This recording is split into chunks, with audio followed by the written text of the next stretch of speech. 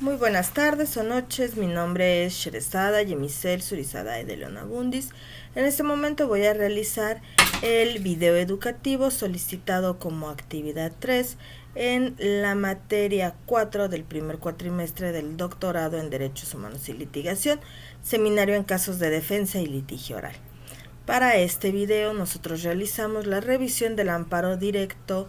en revisión 669-2015, a partir del cual vamos a responder 3 interrogantes, a saber, siendo la primera de estas,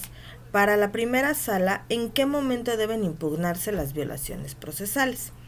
Es importante establecer en primera instancia cuál es el supuesto de estudio para la primera sala de la Suprema Corte de Justicia de la Nación en el presente caso.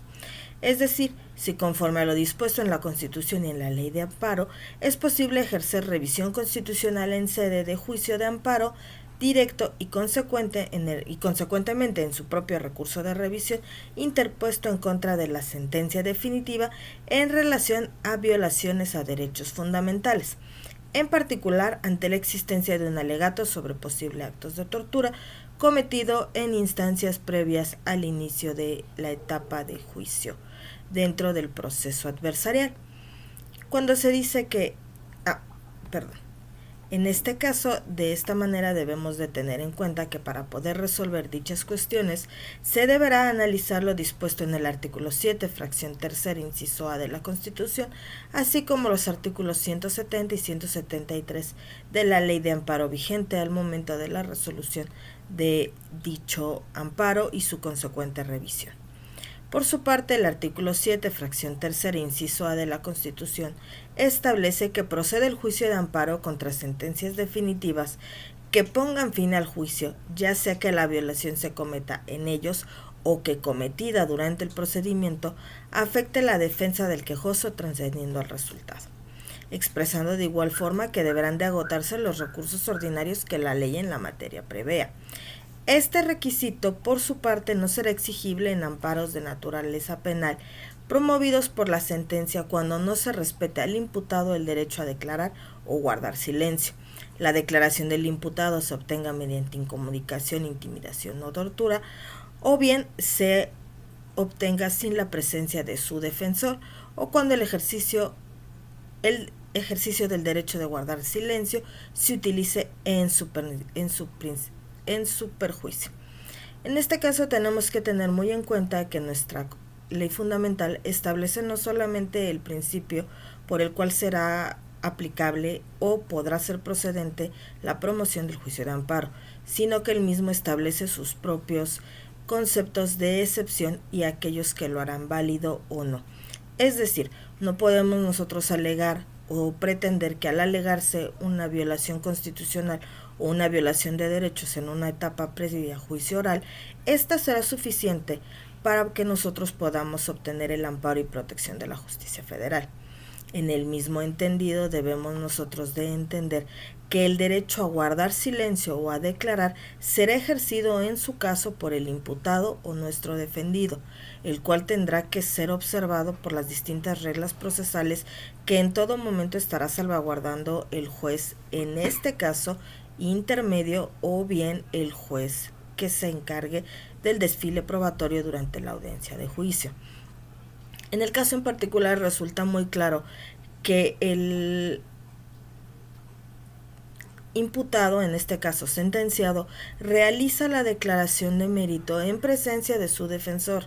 donde él establece de forma clara y precisa que comete el hecho. La situación que él lo hizo esperando que la misma se configuraba un atenuante respecto de una riña, es decir, la contienda de obra entre dos personas, o que éstas se encontraran en igualdad de situaciones, no basta para dar un sentido negativo a la declaración rendida por este imputado sentenciado. ¿A qué es a lo que me refiero? Él nos dice, en su caso y en sus agravios, que él declaró en el entendido de que lo hacía única y exclusivamente para que se le tomara en cuenta como una riña. Esta situación donde dos personas a bordo de vehículos, baja uno, comienzan una discusión verbal,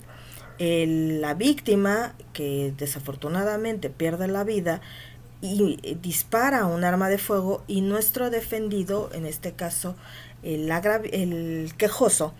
realiza otros disparos y él sí atina el disparo y priva de la vida a la otra persona. Si bien es cierto, en todo momento el quejoso manifiesta que esta fue su intención al rendir la declaración, y él supone que al no ser tomado en cuenta en la forma en la que él lo esperaba, entonces su declaración pierde mérito, situación que es completamente ajena al derecho. A él se le respetaron sus garantías constitucionales en el entendido que lo hace frente al juez, respetando el principio de inmediación en todo momento. Había igualmente un respeto al principio de adversarialidad. Él lo hace en presencia de su defensor, es una manifestación clara y contundente de su voluntad el realizar una manifestación de forma libre, sin responder preguntas tanto de defensa como de Ministerio Público y asesor jurídico. En ese sentido, él está aceptando el hecho, se pone en condiciones de modo, tiempo y lugar, sin que se pudiera probar la existencia de una tercera arma, que a la luz de lo que nosotros podemos leer en los antecedentes del amparo en revisión, tampoco afectaría el resultado, porque los hechos que se imputan y los hechos que se prueban es donde la víctima dispara y el hoy sentenciado, en su caso el quejoso, también dispara y priva de la vida al otro. Entonces, efectivamente hay disparos por ambas partes, no se refiere que hubiera una tercera arma, y lamentablemente pues la situación es la que se analiza. La persona dispara, priva de la vida a otro, y por eso es sentenciado por la comisión del ilícito de homicidio. Pero regresando al análisis que se nos solicitó por parte de esta sentencia de amparo en revisión, también deberíamos nosotros de tomar en consideración que la Suprema Corte de Justicia de la Nación, en la sentencia que estamos estudiando, determinó dividir el estudio planteado resumiendo las particularidades del sistema penal acusatorio, adversarial y oral, la diferenciación de funciones entre estas distintas etapas, la interpretación de la ley de amparo, esto es por la fecha en la que se cometió el ilícito, que nos encontramos ante un juicio que en su muy particular estado fue realizado con un sistema completamente oral, pero donde le es aplicable el Código de Procedimientos Penales para el Estado de México, el cual ya también había realizado diversas modificaciones donde ya nos hablaban de estas tres etapas en el proceso penal adversarial, es decir, una primera etapa de control donde se establece la imputación directa y categórica del Ministerio Público por los hechos a investigarse, resumiendo de esta forma el momento en el que el juez de control realiza justamente este control de constitucionalidad respecto de la detención y la retención declarada para el imputado que es detenido en flagrancia o que se encuentra a disposición del juez, como en este caso, posterior a la ejecución de una orden de aprehensión emitida legalmente en su contra, encontrándonos posteriormente en una etapa de investigación posterior perfectamente determinada y delimitada por el juez de control, quien una vez concluida esta etapa llama a las partes a la audiencia intermedia, donde se realiza esta depuración procesal y se establece cuáles pruebas habrán de desfilar en la audiencia de juicio, la cual también es llevada frente a un juez o tribunal de enjuiciamiento completamente diverso a quien señaló la constitucionalidad y legalidad de las etapas anteriores. Así las cosas, dentro de nuestra sentencia, la Suprema Corte de Justicia de la Nación nos recuerda que el sistema de corte acusatorio y oral siempre es regido por los principios de publicidad, contradicción, concentración, continuidad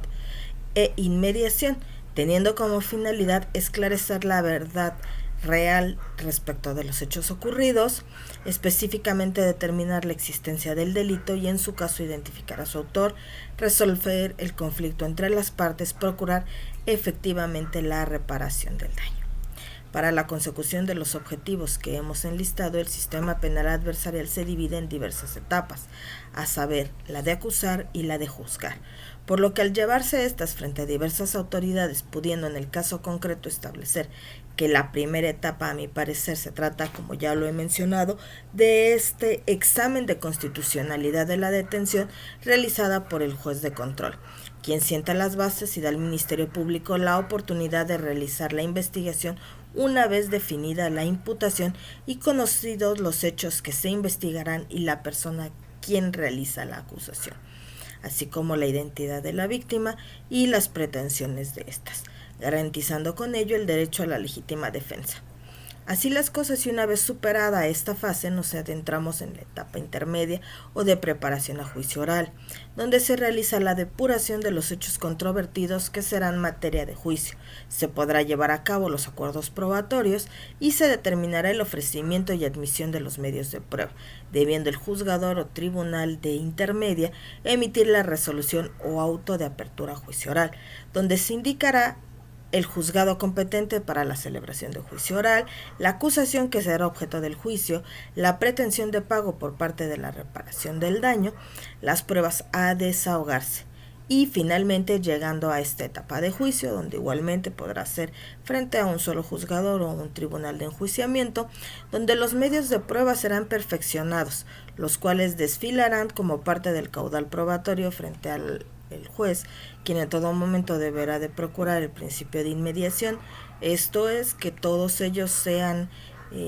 valorados en forma integral y percibido por los sentidos de un solo juzgador, sin que pudiera variar la persona de este o de quienes integren el tribunal de enjuiciamiento, quienes también deberán de cumplir con la obligación constitucional de emitir la sentencia de mérito en el caso particular, dando a las partes la oportunidad de debatir las cuestiones esenciales del proceso penal. En este caso, nosotros tenemos que recordar que siempre nos encontramos ante un proceso que es muy dinámico, donde una parte expone una prueba, la otra parte tiene la oportunidad de controvertirla, se abre debate, se da la oportunidad de que ambas partes manifiesten lo que su derecho convenga, rebatan o discutan entre ellas, y en su caso el juez tome una determinación que será muy rápida y muy ágil de la prueba o de la forma en la que el dato de prueba se transforma en una prueba propiamente dicha, y es esta la que será valorada en su momento de emitir sentencia. Situación completamente diversa al proceso anterior, que no era de corte oral ni adversarial, donde todos estos actos realizados por el Ministerio Público ya formaban parte de una prueba y la misma debía de ser valorada por el juez en su momento. Ahora bien, como nosotros hemos podido analizar, esta división de funciones, que no solamente se trata de un apertura y cierre de etapas, sino de un cambio de persona altamente calificada, miembro del tribunal, quien realizará la valoración y cuidará la constitucionalidad de las acciones realizadas por ambas partes. Dicha división de funciones trae como consecuencia natural que todas las etapas sean vigiladas respecto a su constitucionalidad por autoridad judicial diversa a la autoridad administrativa que persigue el delito y de aquella que formula la imputación.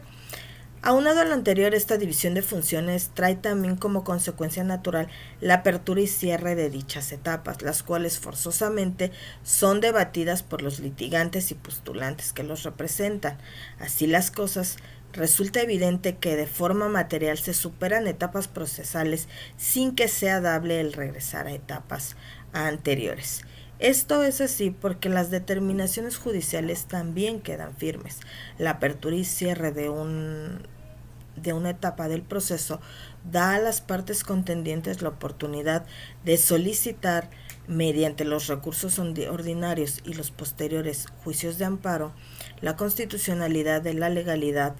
de las actuaciones realizadas por las autoridades judiciales, por lo que no podríamos estar en presencia en todo momento del seguir regresando etapas anteriores, las cuales ya debieron de haber sido combatidas, que si ese combate no se lleva a cabo estaríamos hablando de una aceptación ficta y dentro de esta de esta etapa del juicio. Así las cosas, y regresando al análisis del amparo que nos ocupa, la ley de amparo vigente al momento de la comisión del hecho debe de analizarse a la luz del espíritu de la reforma constitucional. Esto porque es así, porque tal y como les pude manifestar al inicio del presente video, el caso que nos ocupa se encuentra en esta temporalidad donde el Código Nacional de Procedimientos Penales ya se había realizado, pero no estaba del todo en funciones dentro de la totalidad del territorio nacional. Es por eso que existía en ese momento la confusión de sobre qué situación podríamos o deberíamos realizarnos. Confusión que en otras ocasiones también ha pasado dentro de la legislación mexicana, como lo fue la nueva ley de amparo en su momento, que en ese momento, bueno, ya está superada. Sabemos los asegúnes de nuestra ley de amparo y cómo es que debemos de verificar o de combatir diferentes determinaciones de la autoridad respecto de esta situación. Pero en el caso que nos ocupa sí resulta ser un planteamiento interesante, cuando menos, el saber si nos encontramos frente a un supuesto de excepción total o no. Supuestos que ya fueron también superados a través de las contradicciones de tesis que fueron en su momento realizadas por la Suprema Corte de Justicia de la Nación, como es el caso 104 de 2022, donde efectivamente ya vía jurisprudencia, en este momento antecedente obligatorio, se nos señala que todo agravio señalado por el quejoso dentro de la materia penal deberá de ser única y exclusivamente sobre la etapa que se está dirimiendo. Esto es, una vez superada la etapa de control, no podemos vía más adelante, es decir, a una sentencia definitiva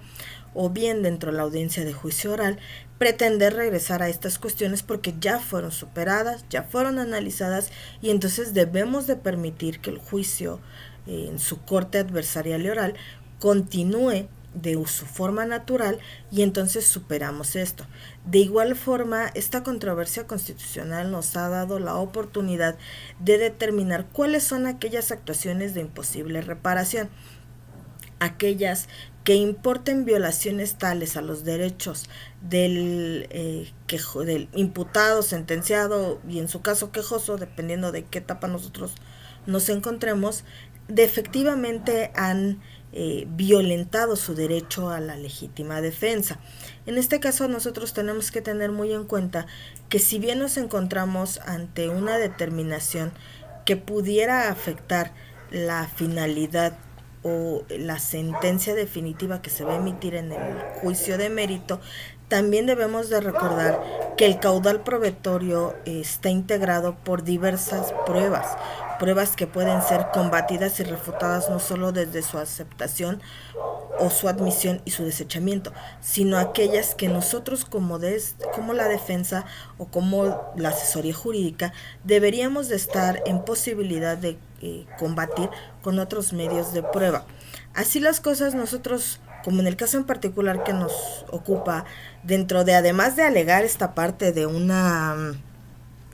violación a derechos fundamentales por una ilegal retención y por actos de tortura, y luego al mismo tiempo nos dice, bueno, es que cuando me detuvieron me sembraron el arma, pero cuando tuve la oportunidad de combatir el arma yo no dije nada y entonces acepté el embalaje. Pues esto significa que tú sí aceptaste que esa arma se encontraba al momento de la aprehensión, que la misma fue debidamente obtenida, que ésta cumplió con los requisitos de legalidad, esto es que fue debidamente embalada, que se encuentra dentro de cadena de custodia, que la cadena de custodia fue efectivamente entregada al Ministerio Público, que el Ministerio Público la enuncia en una etapa de depuración procesal, como es la etapa de intermedia, donde efectivamente dice, aquí está el arma, se va a presentar como prueba, no la discute la defensa, y bueno, posteriormente llega a juicio. En juicio es debidamente presentada al juez a través de los distintos mecanismos que prevé el propio Código Nacional de Procedimientos Penales. Y en ese momento donde ya no es un indicio, donde ya no es un dato de prueba, donde efectivamente se transmuta en una prueba perfecta que es debidamente presentada ante juez de control, el cual tiene la oportunidad de valorarla con sus sentidos, porque en fue de esta forma presentada en su presencia, quien también la analizará a la luz de la experiencia, la sana crítica y los principios del derecho que rigen la propia impartición de justicia dentro de esta etapa de juicio. Por lo que resulta un poco menos que descuidado por parte de la defensa el esperar que una vez sentenciado tu defendido, tú digas, bueno, es que vi amparo, voy a echar abajo todo, cuando durante todas las etapas de proceso no hiciste nada. Que al menos aquí en el caso de la Ciudad de México y del Estado de México, que es donde yo litigo, sí nos encontramos desafortunadamente ante esta defensa que se llama pasiva, o que así le determinan por acá, donde únicamente la defensa dice, bueno, yo no voy a hacer nada, yo considero que el Ministerio Público no va a cumplir los extremos legales, y entonces, bueno, pues ante la duda razonable mi defenso va a tener que salir. Un trabajo a mi parecer ocioso, que no brinda a las partes una adecuada defensa, pero que sin embargo, bueno, cumple con el principio de la constitucionalidad como una estrategia por demás deficiente, como lo fue en el caso particular que nos ocupa, y respecto del cual la Suprema Corte de Justicia de la Nación de nueva cuenta nos llama a realizar el análisis a la luz de la reforma constitucional, la cual establece que solo podrá ser objeto de revisión constitucional en sede de juicio de amparo directo la violación de derechos en cuestión cuando la misma se materialice durante la tramitación de la etapa de juicio oral, sin que resulte posible su estudio en esta instancia cuando haya sido cometido durante las etapas de preliminar o intermedia durante el proceso penal. Toda vez que es evidente que la materia del juicio de amparo directo deberá de consistir exclusivamente en analizar lo actuado durante la etapa de juicio oral, sin incluir decisiones tomadas en etapas previas por una autoridad distinta, relativa a cuestiones cuyo debate no pudo ser retomado o reabierto en aquella etapa. Así las cosas, y tal y como lo he estado manifestando en el presente video, nos resulta evidente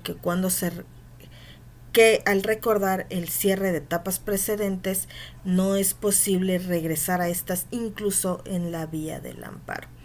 A este respecto siempre me ha gustado realizar un análisis coloquial en el que para mí el juicio adversarial oral que nosotros realizamos dentro de la postulación penal se asemeja a ir sobre una carreta en una vía que no admite la vuelta. Esto es, una carreta de tiro que realizan animales no podrá ir para atrás. Tú vas caminando durante tu proceso, debes de tener muy en cuenta cuáles son tus etapas, en qué parte te encuentras, qué es lo que tú estás combatiendo, sabiendo que cuando tú pases el tope, que será el cierre de esta etapa, no puedes regresar atrás. Entonces, si tú te estás dando cuenta como defensa que estás a punto o que has librado ese tope, estás justamente en el momento de realizar ese análisis constitucional a través de los recursos ordinarios y los juicios que tú consideres que van a que le van a dar un mejor resultado a tu defenso, pero no puedes regresar a estos atrás. ¿Qué es lo que pasa? Cuando nosotros nos encontramos en una audiencia, en la primera audiencia, nuestra audiencia inicial, ¿qué es lo que nos va a realizar el juez? Nos va a realizar un control de detención y retención realizada por el Ministerio Público cuando éste se realiza con detenido. En ese momento donde se realiza la imputación debemos de ver que estamos frente a un control de constitucionalidad que es en verdad muy alto, muy alto para el Ministerio Público. Y si el Ministerio Público ha podido rebasar este control de constitucionalidad, donde no hemos analizado si nuestro defendido hizo o no hizo el delito, ojo, pero sí ya nos encontramos ante la posibilidad y la formulación de la imputación donde efectivamente existe una posibilidad de que se realizara el delito, que se realizara el hecho, que este hecho se encuadra en uno de los supuestos normativos que lo definirían a sí mismo como delito, y que existe esta posibilidad, con los datos de prueba y los indicios recabados por el Ministerio Público, de que nuestro defenso sí lo realizó. En ese momento donde se realiza este control de constitucionalidad, que es muy alto, y si el Ministerio Público lo supera, como defensa nosotros debemos de iniciar los recursos que la ley ponga a nuestra disposición. Pero si nos encontramos en un supuesto como lo que tenemos en el caso de estudio, donde efectivamente se obtuvo una orden de aprehensión, esto es, que la misma fue ya analizada por un juez que otorgó esta medida al Ministerio Público, donde lo encuentran, donde al momento de la detención encuentran el arma de la que se supone se cometió el ilícito, y se le decreta esta prisión preventiva justificada u oficiosa, si ya nos encontramos en un momento donde la defensa necesita probar que su defendido se encontraba en situaciones diversas de modo, tiempo y lugar. En el caso que nos ocupa es aún peor, porque él se pone en circunstancias de modo, tiempo y lugar, siendo el caso que él trata de realizar con su declaración únicamente una reducción por lo que hace a la riña, esta contienda de obra que hay entre dos o más personas que se encuentran en igualdad de situaciones, y que éstas pues nunca tuvieron el objetivo de privarse de la vida uno de otro. En el caso muy particular del Estado de México, que desconozco la legislación del Estado de Chiapas si también lo prevé, pero en el caso muy particular del Estado de México, la riña no es un atenuante para el homicidio. Aún y cuando el otro contendiente de obra, como en el caso en particular, estuviere también armado. Esa es la situación por la cual la defensa, al no conocer los presupuestos y las excepciones que el propio Código Penal para el Estado de México establece o establecía en su momento, no puede obtener esta reducción de contienda de condena por lo que hace a la riña, en el caso muy particular, porque yo me imagino que lo que él esperaba era decir, bueno, como es una riña y el otro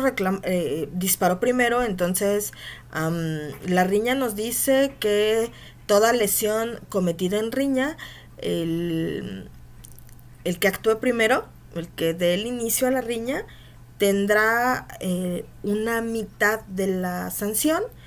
y quien contestare tendrá una tercera parte.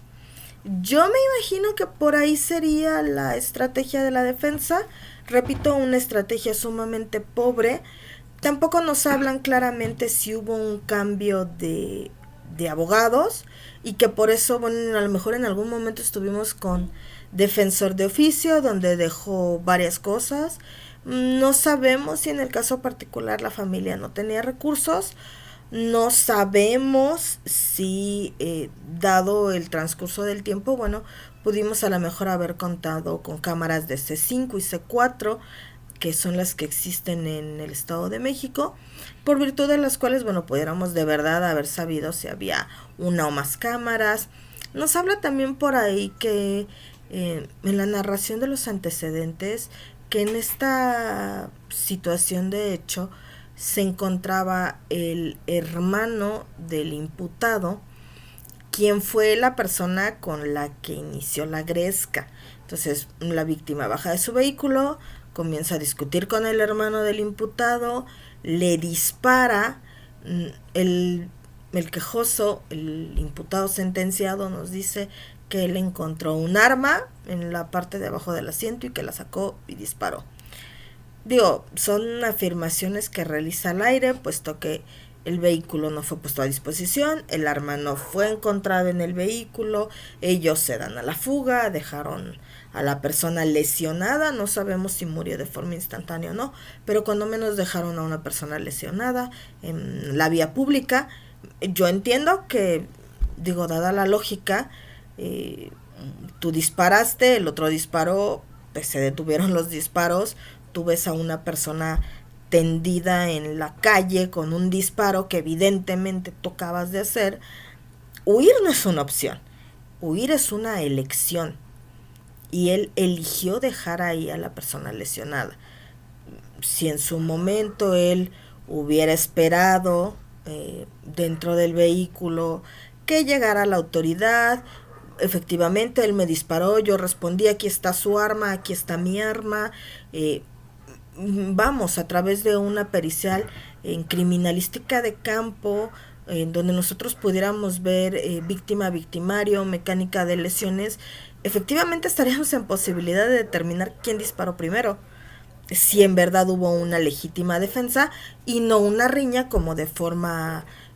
repito, bastante absurda y carente de técnica lo trató de hacer en el caso concreto la defensa. Pero regresando a esta situación que nosotros estamos de este video de estudio que me encuentro realizando respecto de las interrogantes realizadas por la profesora, nosotros podemos concluir que en el caso concreto resulta evidente que la defensa del imputado no puede alegar vía amparo supuestas violaciones a derechos humanos al momento de la captura, ya que las mismas no fueron combatidas en el momento procesal oportuno. Además de que estas nunca fueron planteadas dentro del debate, lo que además deja en el caso concreto del quejoso sin que exista la posibilidad de que hubiera una suplencia de la queja. Esto es así, todo tribunal federal que estuviera examinando alegaciones respecto de violaciones a derechos constitucionales en materia penal tiene la obligación de realizar este estudio de oficio ante y post facto. En el caso concreto, para que nuestros tribunales federales pudieran realizar este estudio post facto, ya que estamos en una sentencia definitiva, se tendría que ver que dentro de las sentencias, dentro de los expedientes que va a analizar el juzgador federal, estuviera esta reiteración por parte de la defensa en todo momento de no estás atendiendo a mi defendido, hubo violaciones. Y a eso es lo que nos va a abrir a nosotros la puerta de este análisis y este control de constitucionalidad federal respecto de violaciones a derechos humanos. Pero si, como en el caso concreto, tú llegaste incluso a sentencia, ya encontraste, ya se encontró a tu defendido culpable, y en el último momento dices, ay, bueno, pero ¿qué crees? Que nunca te dije, pero yo creo que él también hubo privación ilegal de la libertad, hubo tortura, hubo una indebida apreciación de pruebas que de hecho son ilegales, porque, pues nunca digo por qué, pero pues yo digo que son ilegales, porque me queda claro que la defensa tampoco entiende lo que fue la orden de aprehensión, que por lo que nos deja ver se desprende la orden de aprehensión donde hubo un cateo porque lo sacan de su casa y en su casa es donde encuentran esta arma. Él dice que no se probó que el arma fuera efectivamente la que disparó, pero él confiesa que fue con esa arma. Entonces, vamos, realmente en este caso en particular no había como pues los elementos necesarios para que el juzgador federal pudiera determinar una violación a derechos, porque estos no fueron alegados en la etapa procesal oportuna, de los cuales finalmente, bueno, podemos nosotros concluir que en el caso de mérito y como una respuesta general a estas situaciones que pudieran presentándose desde la defensa o que incluso desde la asesoría jurídica privada por parte del que nosotros brindamos a la víctima, estar en todo momento en condiciones de conocer y de presentar a los litigantes desde nuestras posturas la mejor defensa para ellos. Y finalmente, bueno, dentro de este video educativo nos piden imaginar un escenario en el que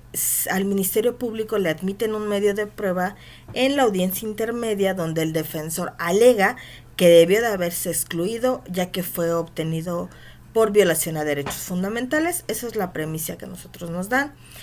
Primero que nada, la pregunta concreta sería si esta resolución puede impugnarse a través del Código Nacional. Definitivamente es un sí. La resolución que admite o inadmite un medio de prueba deberá de ser combatida en términos del artículo 467, fracción novena, es decir, al tramitar un recurso de apelación, donde el Tribunal de Alzada deberá de realizar un estudio y determinar si el juez, en este caso tendrá que ser el juez de la etapa intermedia, forzosamente, admitió o inadmitió de forma indebida una prueba. Ahora bien, si no es procedente, nos indica el ejercicio que de no ser procedente el recurso o una vez agotado si es procedente el amparo indirecto. Bueno, en el caso igualmente planteado por la profesora, el juicio de amparo indirecto sí es procedente en términos del artículo 107, fracción quinta de la Ley de Amparo, en el cual nos encontramos frente a un acto de imposible reparación, ya que atendiendo a los criterios manifestados durante todo este video, entonces nos encontramos en el ergo. Si yo no combato vía el amparo